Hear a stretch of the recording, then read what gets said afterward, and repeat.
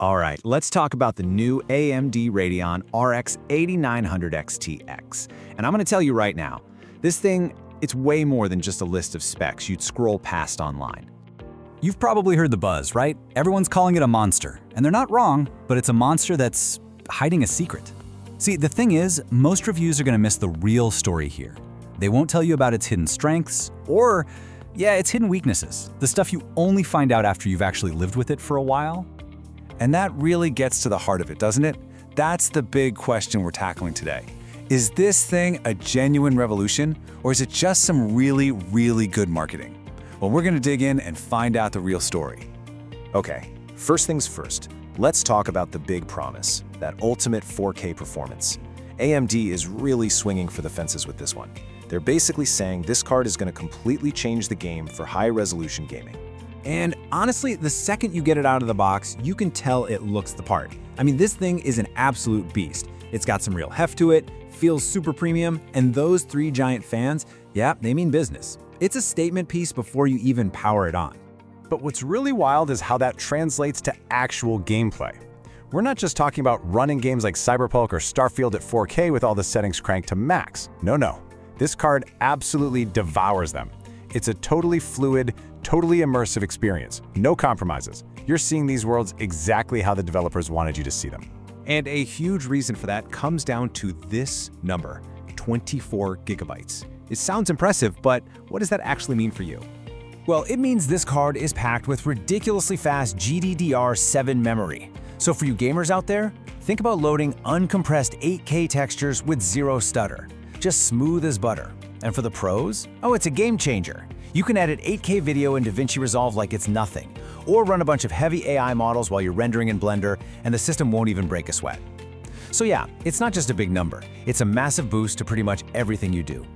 Okay, but all that incredible power, it has to come from somewhere, right? And that brings us to the real price of all this performance. And spoiler alert, I'm not just talking about the price tag. It all starts right here, 650 watts. Let that sink in. That is a ton of power. And this really sums it up perfectly. On the spec sheet, it says 650 watt TDP. But in your actual office, after a few hours of gaming, it's basically a miniature space heater. You will absolutely feel your room get warmer. I guarantee it. And look, the trade-offs don't just stop at heat and power. There are a few, let's call them annoyances. Some people are reporting a pretty noticeable high-pitched coil whine. The fans, they do their job, but you're going to hear a constant hum when you're pushing the card. And then there's the software. Adrenaline is powerful, sure, but it's still packed with bloatware you have to deal with. Now, none of these are deal breakers on their own, but for a top-tier card, they're things you just need to know about going in. But, okay, remember that secret I mentioned way back at the beginning? Well, it's time to reveal it. Let's talk about the creator's hidden edge. This secret weapon that AMD built into the card that, for some reason, they're not really advertising. So, what is it? What's the one thing that AMD just forgot to mention? The one thing that could be a total game changer for a whole group of people? This right here. This chart says it all. Turns out the RX 8900 XTX has a hardware AV1 encoder that's a full 20% faster than the one in the RTX 4090, and it's basically undocumented. If you're a streamer or a content creator, this is a huge deal. We're talking buttery smooth 4K 60 streams without hammering your CPU. It's an absolute killer feature that they just buried. All right, so let's pull all this together. We've seen the insane power, we've talked about the real-world costs, and we've uncovered its secret weapon. So let's get down to it. Who should actually go out and buy this thing?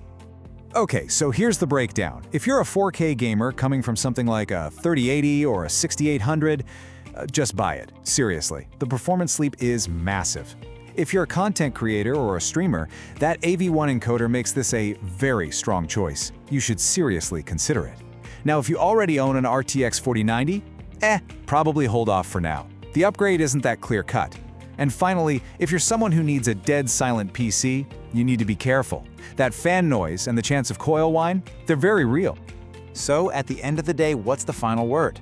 The RX 8900 XTX is an absolute powerhouse. Is it perfect? No way. No card is. But its raw gaming performance, combined with that secret AV1 weapon, makes it a real contender for the best GPU on the planet. For a lot of people, the strengths are absolutely going to outweigh the flaws. And that just leaves one last question. And this one's for you to think about. Is having this kind of ultimate power worth the trade-offs? The heat, the noise, the electricity bill, is it worth it? And the answer really comes down to what you value